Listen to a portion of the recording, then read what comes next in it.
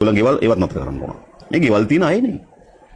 නැති කෙනෙක් නම් අපි සමාජ සේවා අරමුදලකින් උදව්වක් කරමු. හරිද? සමහර අය ඉන්නවා රොස්මිට් ප්‍රදේශේ තමන්ගේ ගෙයක් තියෙනවා. ඒ ගෙදර හෝටලයකට කුලියට දීලා ආණ්ඩුව ගෙදර කියන කැත නැද්ද?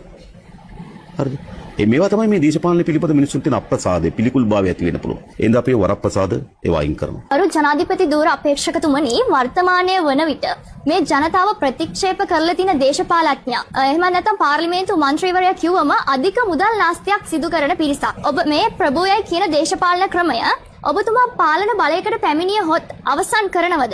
මේ අධික මුදල් නාස්තිය අවම කරනවද? මේ පිළිබඳව පැහැදිලි කිරීමක් අවශ්‍යයි. ඒ වගේම දැනට විශ්‍රාමික වැටුප අවුරුදු 5කින් ලබා ගන්නා ජනාධිපතිවරුන් මැති ඇමතිවරුන් සිටිනවා. නමුත් සාමාන්‍ය රාජ්‍ය සේවකයෙක් අවුරුදු 30ක් පමණ රාජ්‍ය සේවය කරලා තමයි විශ්‍රාමික වැටුප ලබා ගන්නේ. එතකොට එතනම අසාධාරණයක් සිද්ධ වෙලා තියෙනව නේද? ඔබතුමා මේ සඳහා ගන්න ක්‍රියාමාර්ග මොනවද පාලන බලයකට පැමිණියොත්?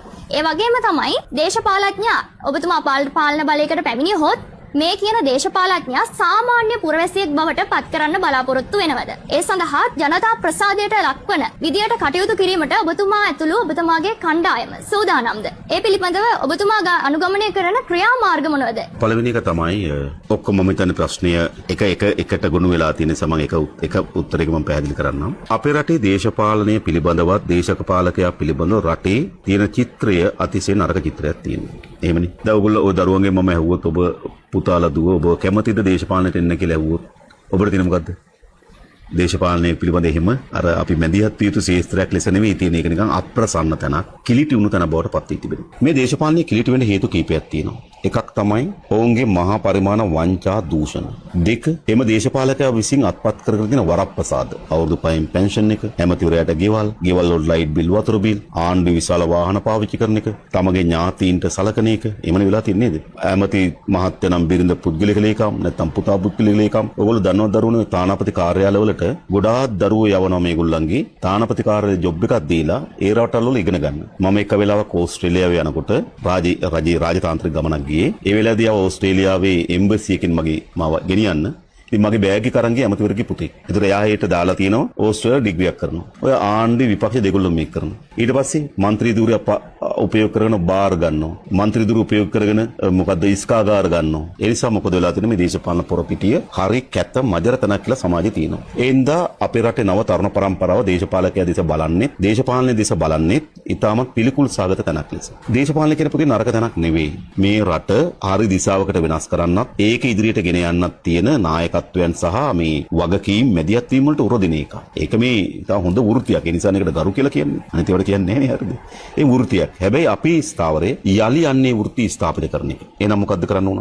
නීතියේ විධානයේ ආධිපත්‍යයට දේශපාලක යට වෙන්න ඕන. මම පොඩි සරල ප්‍රශ්නයක් අහනවා දරුවන්ගෙන්. දැන් අර ඩයනා ගමගේ කියන മന്ത്രിතුමියට පුරවැසි භාවය නැහැනේ. හැබැයි පුරවැසි භාවය නැති බව හරියටම දන්නේ කවුද? එයානේ. එයා දන්නවන්නේ නැති බව. එයා දන්නේ නැති බව දැනගෙන එයා පාර්ලිමේන්තු මන්ත්‍රී ධූරයක් දරන්නත්, රාජ්‍ය අමාත්‍ය ධූරයක් දරන්නත් බය නැති වෙන්නේ කොහොමද? ඒ බය නැති වෙන එයා දන්නවා එයාගේ දේශපාලන බලය විසින් එයා නීතියට යටත් වෙන්නේ නැහැ කියලා. ඔයගොල්ලෝ දකින්න නැති අර එයාපෝට් එකේදී മന്ത്രിවරයෙක් සේවකයෙකුට පහර දෙනවා. ඊයේ පෙරේදා ෆැක්ටරි එකට ඇමතිවරයෙක් පනිනවා. ඒතකොට මේ දේශපාලකයා පිළිබඳ මේ පිළිකුල් භාවය ඇදලා තියෙන මේ ගොඩක් ඒ වගේ. ඒ නිසා අපි පළවෙනි එක ඔබට සහතිකයක් දෙන්නම්. අපේ മന്ത്രിවරයෙක් අමාත්‍යවරයෙක් මුළුමනින්ම පොදු නීතියට යටත්. පොදු ජනයාට ක්‍රියාත්මක නීතියම තමයි අපේ മന്ത്രിවරයාට ක්‍රියාත්මක වෙන්නේ. ඒක. දෙක මේ മന്ത്രിවරුන්ට අමාත්‍යවරුන්ට දෙන වරප්‍රසාද අපි අහෝසි කරනවා. විශ්‍රාමයට අනිවාර්යෙන් අහෝසි කරනවා. ජනාධිපතිට විශ්‍රාමයට ඉන්න ඒගොල්ලන්ගේ අහෝසි කරනවා. මත තියාගන්න. හරිද? ඒගොල්ලන්ගේ ගෙවල් ඒවත් නතර කරන්න ඕන. මේ ගෙවල් තියෙන අය නේ. නැති කෙනෙක් නම් අපි සමාජ සේවා අරමුදලකින් උදව්වක් කරමු. හරිද? සමහර අය ඉන්නවා රොස්මිට් ප්‍රදේශේ තමන්ගේ ගෙයක් තියෙනවා. ඒ ගෙදර හෝටලයකට කුලියට දීලා ආණ්ඩුව ගෙදර කියන කැත නැද්ද? හරිද? මේවා තමයි මේ දේශපාලන පිළිපද මිනිස්සුන්ට තියෙන අප්‍රසාදේ පිළිකුල් භාවය ඇති වෙන්න පුළුවන්. එහෙනම් අපි වරප්‍රසාද ඒවා අයින් කරනවා. ඊළඟ සාමාන්‍ය පුරවැසියන් එක්ක හැම වෙලාවම ගනුදෙනු කරන්නේ දේශපාලකයා උඩින් ඉන්න පුරවැසියා යටත් සියන් හැටියට. අපි එහෙම නෙවෙයි සලකන්නේ. දේශපාලකයා හැටියට මට පැවරී තිබෙන වගකීම. වෛද්‍යවරයෙක් හැටියට ඌටත් තියෙන වගකීම. ඔහු ඔහුගේ වෘත්තීමේ වගකීම ඉටු කරනවා. මම දේශපාලන වගකීම ඉටු කරනවා. පාරේ හම්බුනම මට ඉගෙනගත්තු මගේ යාළුවට මචං කියලා කතා කරන්න පුළුවන් වෙනවා. එහෙම නැත්නම් මොකද ඒකේ ඇති වෙන්නේ? එහෙමනේ අපි නේද? ඔබ දේශපාලකයා වුණා කියලා එහෙම නැහැ. ඒ නිසා මේ පොදු පුරවැසියන් හා සමාන ලෙස දේශපාලක අපි නිර්මාණය කරනවා. ඒ නිසා අපි විශේෂයෙන්ම මම ඊයේ තරුණ රැස්වීමකදී කිව්වා අපි කරන්න හදන්නේ මොකක්ද දන්නවද? මේ මජර කැත දේශපාලනයක් තියෙනවා.